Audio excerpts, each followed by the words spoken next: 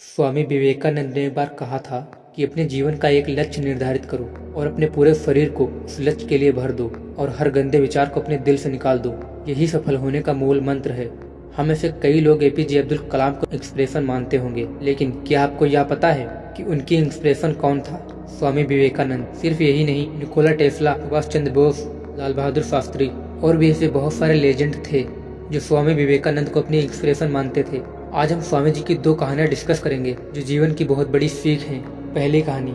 एक बार स्वामी जी को नदी पार करना था और वह नदी के पास खड़े थे। तभी एक साधु ने आकर उनसे पूछा कि आप ही स्वामी विवेकानंद हो? स्वामी जी ने जवाब दिया, हाँ मैं ही विवेकानंद हूँ।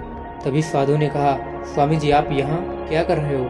तो स्वामी जी बोले, मुझे नदी पार करना था और मैं नाव का इंतजार कर रहा हूँ। तभी साधु ने कहा, तुम इतने बड़े इंसान हो, कई सारे लोग तुम्हें अपनी प्रेरणा का स्रोत मानते हैं और तुम एक छोटी सी नदी नहीं पार कर सकते। देखो मैं तुम्हें नदी पार करके दिखाता हूँ। तभी उस साधु ने पानी पे चल के नदी को पार किया और फिर से पानी पे चल के स्वामी जी के पास आया। साधु बोला, देखो मेरे पास इतनी शक्ति होने के बावजूद मुझे कोई नहीं जानता और तुम्हारे पास ना तो कोई ज्ञान है, ना तो कोई शक्ति है, ना तो कोई टैलेंट है, फिर भी लोग तुम्हें जानते हैं। तभी स्वामी जी मुस्कुराए और बोले, साधु से पूछ कि तुम्हें यह विद्या सीखने में कितना वक्त लगा?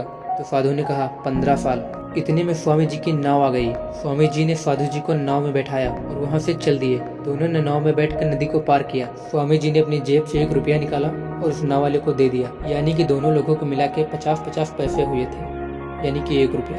तभी स्वामी जी ने साधु से कहा, जो काम तुम 50 पैसे में कर सकते थे उसके लिए तुमने 15 साल बर्बाद कर। यही 15 साल अगर समाज की भलाई के लिए लगाया होता तो आज तुम्हें भी पूरी दुनिया जानती। मैंने यही किया, इसलिए मुझे पूरी दुनिया जानती है और तुम्हें कोई नहीं जानता। और स्वामी जी ने साधु से कहा, तुम्हारी तरह कई लोग हैं जो ऐसी चीजों में दिन, हफ्ते, महीने, साल बर्बाद करते हैं जिनका कोई मतलब नहीं होता। इसलिए अपने टाइम को ऐसी जगह लगाओ जब उसका कोई सेंस निकले, क्योंकि टाइम से बढ़कर इस दुनिया में कुछ भी इम्पोर्टेंट नहीं है।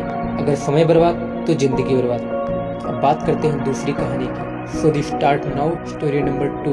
एक बार स्वामी जी एक ब्रिज पर चल रहे थे। तभी वहाँ पर कुछ बंदर आके उनका पीछा कर, कोई बंदर उन पर लपक रहा था, कोई बंदर उनका प्रसाद छीनने की कोशिश कर रहा था। स्वामी जी उन बंदरों से पीछा छुड़ाने के लिए भागने लगे। स्वामी जी भागे जा रहे थे और बंदर भी उनके पीछे पीछे भागे जा रहे थे। तभी एक आदमी ने स्वामी जी से कहा कि तुम डरो मत, इनका सामना करो। तुम जितना ज्यादा डरोगे इनसे, ये उतना ही तुम्हें परेशान करेंगे और तुम्हें डराएंगे। तभी स्वामी जी ने पीछे मुड़कर आंखें निकालते हुए जोर से चिल्लाया, पर चीखा और सारे बंदर वहां से भाग जाते हैं। उन्हीं बंदरों की तरह होते हैं हमारे नेगेटिव थॉट्स। हम डरते हैं, जितना ज्यादा हम उनसे डरेंगे उतना ज्यादा ही हमको डराएंगे। इसलिए नेगेटिव थॉट से डरे नहीं, बल्कि उनका सामना करें। उनसे तुम जितना ज्यादा डरोगे तुम्हें इतना ही ज्यादा डराएंगे, और अगर तुम उनका सामना करते रहोगे तो नेगेटिव थॉट्स तुमसे डर जाएंगे। वो कहते हैं ना कि डर के आगे जीत है। अगर ये कहानी पसंद है तो लाइक, शेयर, सब्सक्राइब करना ना भूलें। तब तक के लिए जय हिंद, जय भारत।